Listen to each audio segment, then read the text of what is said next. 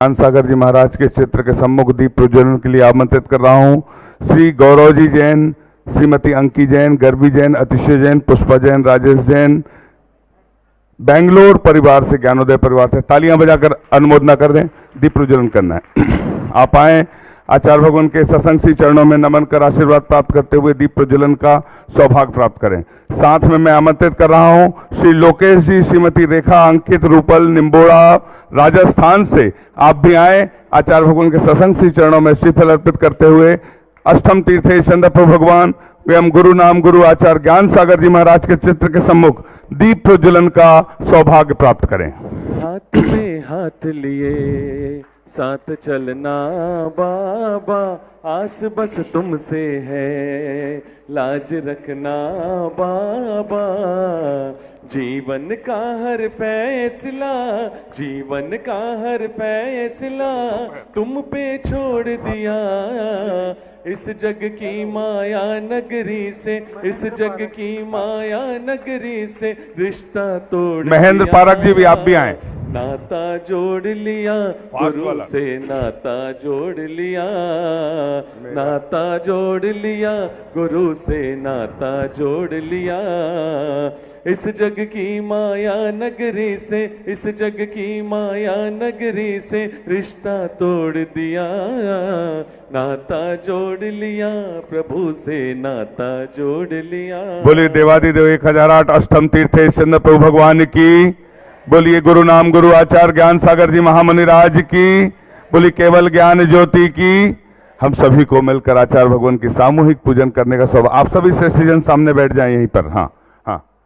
आचार्य श्री जी के चरणों में हम झुका रहे अपना माथा, जिनके जीवन की हर चर्या बन पड़ी स्वयं ही नवगाता। चैनागम का वह सुधा कलश जो बिखराते हैं गली गली, जिनके दर्शन को पा करके खिलती मुरझाई हृदय कली। ओम ह्रीम श्री 108 आचार्य विद्यासागर मुनिंद्र अत्र अवतर अवतर शंभो सठावानन। जय हो जय हो जय हो।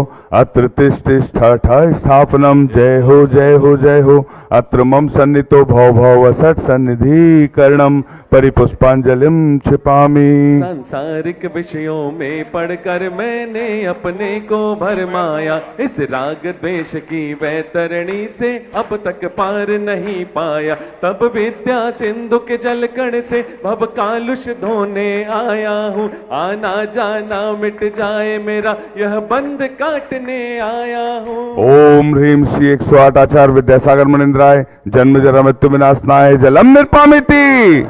क्रोध अनल में जल जल कर अपना सर्वस्व लुटाया है। निज शांत स्वरूप न जान सका, जीवन भर इसे भुलाया है। चंदन सम शीतलता पाने अब शरण आपकी आया हूँ। संसार ताप मिट जाए मेरा, चंदन बंधन को लाया हूँ। ओम ह्रीम श्री 108 आचार्य विद्यासागर मुनिंद्राय। संसार ताप विनाशनाय चंदनम निर्पामिति। जड़ को ना मैंने जड़ समझा, नहीं अक्षय निधि को पहचाना। अपने तो केवल सपने थे, भ्रम और जगत का भटकाना। चरणों में अर्पित अक्षत है, अक्षय पद मुझको मिल जावे। तब ज्ञान अरुण की किरणों से यह हृदय कमल भी खिल जावे। ओम ह्रीम श्री 108 आचार्य विद्यासागर मुनिंद्राय। अक्षय प्राप्ताय अक्षतान निर्पामिति।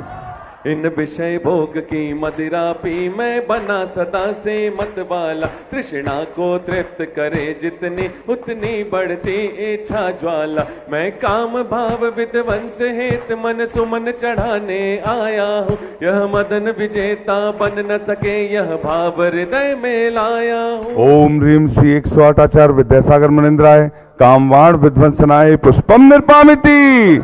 इस शुद्धारोग की व्यथा कथा भव भव में कहता आया हूँ। अति भक्ष अभक्ष बके फिर भी मन तृप्त नहीं कर पाया हूँ। नैवेद्य समर्पित करके मैं तृष्णा की भूख मिटाऊंगा। अब और अधिक ना भटक सकूं, यह अंतर्बोध जगाऊंगा।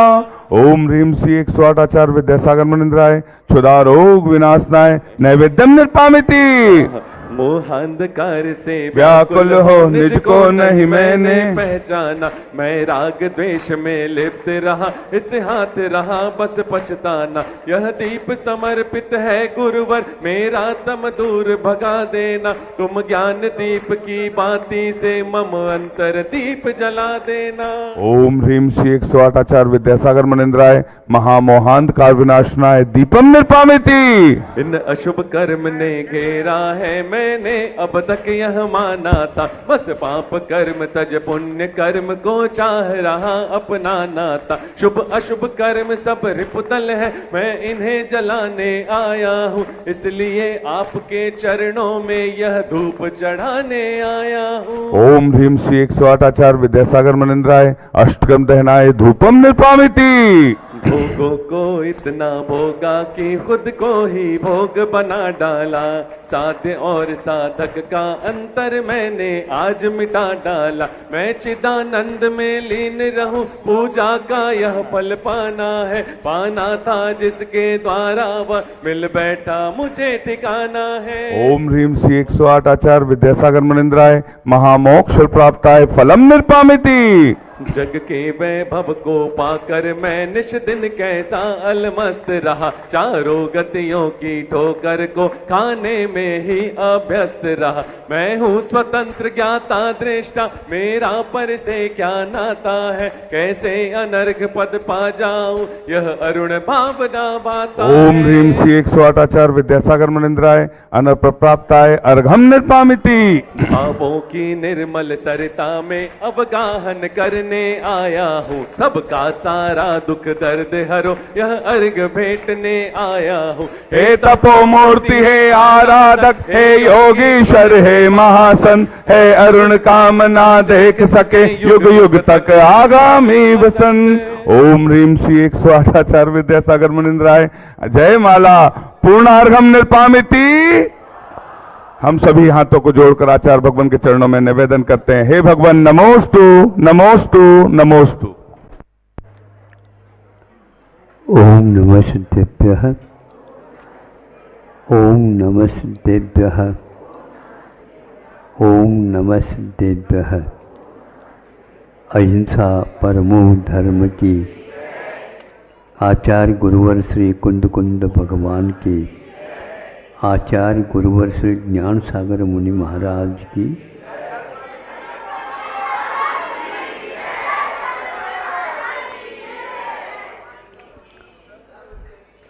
नौ अध्याय हो गए हैं। अंतिम अध्याय कल 10वां अध्याय है और उसी प्रकार 10 लक्षण धर्म भी कल अंतिम है और आज उपांत है 9वां। अब इसमें इस अध्याय में बहुत सारा विषय गुरुदेव ने दिया है। उन सब का वाचन 1 घंटे सवा घंटे में होना तब संभव है जब हमें वाक गुप्ती प्राप्त हो जाए। उसके बिना संभव नहीं। अंतर मुहूर्त में जिनवाणी का पूर्ण पाठ होने करने की क्षमता वचन रुद्धि जिनको होते उनको होती है। उसी प्रकार काय में इस प्रकार की क्षमता रहती है। वे 6-6 महीने तक उपवास भी करे तो भी बाह्य 6 तपों के साथ वे चर्या के लिए निकलते हैं। हम लोगों की बस की बात है ही नहीं, किंतु रिद्धि प्राप्त हो जाती है, वह भी सहज हो जाता है। 6 महीने तक तो उपवास करे और एक ही ग्रास बुद्धिपूर्वक लेकर के आए अथवा एक ही घूंट पानी का लेकर के आए। कितना उत्कृष्ट वह चारित्र है। तब कहीं जा करके केवल ज्ञान सामने आकर के खड़ा हो जाता है। इस 9वें अध्याय में आध्यान रौद्र ध्यान का कथन किया।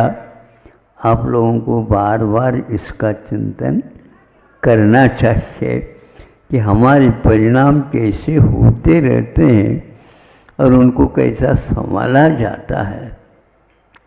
आध्यान के तो स्वामी आचार्य उमा स्वामी महाराज जी ने तो कहा 6ठे गुणस्थान तक है। खबरदार, किंतु यहाँ पर ध्यान रखना, अंतिम आर्थ ध्यान के लिए उन्होंने निदानम च ये भी कहा। निदान वर्ज है वहाँ पर। कौन से गुणस्थान में? 6ठे गुणस्थान में मुनि महाराज के लिए, क्योंकि भोगों के अभिलाषा मुनि महाराज को न ही यहाँ की भोगों के, न ही ऊपर के भोगों के, कोई भी भोगों की अभिलाषा नहीं रखते। इसलिए वे मुनि महाराज पंचेंद्रिय विजयी माने जाते हैं। किंतु यदि वह निदान हो जाएगा तो मुनि अवस्था ऊपर से बनी रहे, भीतर से तो उनको संयम लब्ध स्थान च्युत हो जाता है। अब आप लोगों को ध्यान रखना, निदान कितना भयंकर है। निदान बंद के कारण ही कभी कभी महापुरुष होने वाले हैं, लेकिन फिर वो भी चक्कर में आ जाते हैं और निदान कर जाते हैं अगले भाव में इस तप का मुझे भी यही फल मिले। अरे जहाँ मुक्ति का फल मिल सकता है उसके द्वारा स्वर्ग के सुख की बात क्यों करता है? अज्ञान के कारण और अनंतकालीन संस्कार होने के कारण ऐसा होता है। आप लोग इतने धर्म ध्यान कर रहे हैं, रात दिन चिंता रहती है और बच्चों को भी संस्कारित करने के लिए कुछ बहुत परिश्रम उठाते हैं, किंतु आप लोग यदि हमारे लिए यह फल मिल जाए ऐसी आकांक्षा करते हैं तो आपका जितना भी किया हुआ है वो पूरा का पूरा पानी में चला जाता है। इसलिए आप लोग किसी भी क्षेत्र में किसी भी प्रकार से धार्मिक अनुष्ठान कर रहे हैं तो इन बातों से अवश्य बचे। पंचम गुण स्थान तक निदान हो सकता है, हो ये नियम नहीं। और हो गया जैसे रावण अब नरक में चला गया है, गत जीवन में उनको कई प्रकार की रिद्धियाँ प्राप्त थी, विद्याएँ प्राप्त थी, किंतु वह उस निदान करने के कारण वहाँ से नीचे आया और आपके सामने सामने ही नरक में चला गया। आगे वह तीर्थंकर होने वाला, ये भी इतनी बात सही है, किंतु यहाँ तो पेपर उसका बिगड़ गया।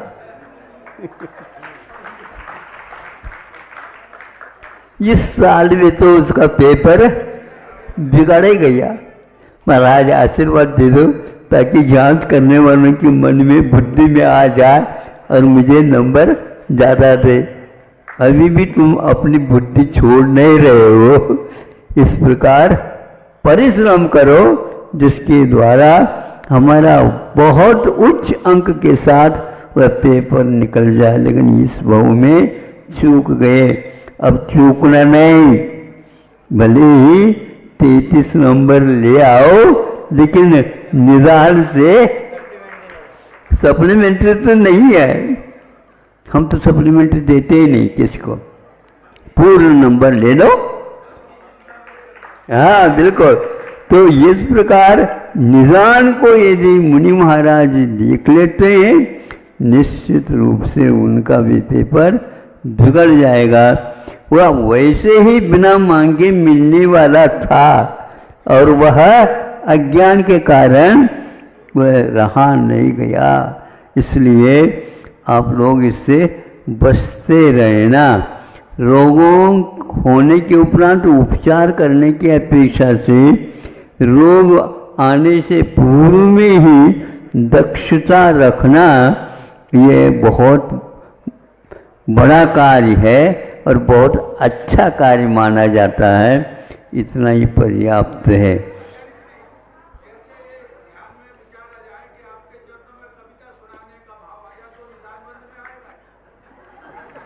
उसका लक्ष्य क्या है, उसके उद्देश्य क्या है, अभिप्राय क्या है, मैं कोई नहीं जानता। केवल ताली बजाने के लिए करवा देते हैं तो क्या वो तालियां तो मिलेगी, लेकिन तालियों के ओर नजर न रखें, ये हमारा कहना। भले ही टूटी फूटी छोटी भी कविता क्यों न हो, लेकिन वह जानदार तो तभी है, नहीं है तो केवल तो दिखावट हो जाएगा। ऐसा परिश्रम बहुत होता है। कविता ऐसे नहीं लिखी जाती है, लेकिन कविता के बाद वह तालियां बहुत जल्दी याद आती है। तो फिर अपने आप ही ताली बजाया करो, उसमें क्या अच्छे ढंग से जाकर के कविता यहाँ पर कह दी, किसी को ताली बजाओ ऐसे कहने नहीं, और कोने में आकर के बैठ गए और अपनी कविता के लिए ताली बजाते रहे। लोग क्या कहेंगे? लोग कहेंगे ये क्यों वो बजा रहे हैं? क्योंकि हमारी कविता आज बहुत अच्छी थी, इसलिए अच्छी थी किसी ने ताली नहीं बजाए। अहिंसा परमो दया।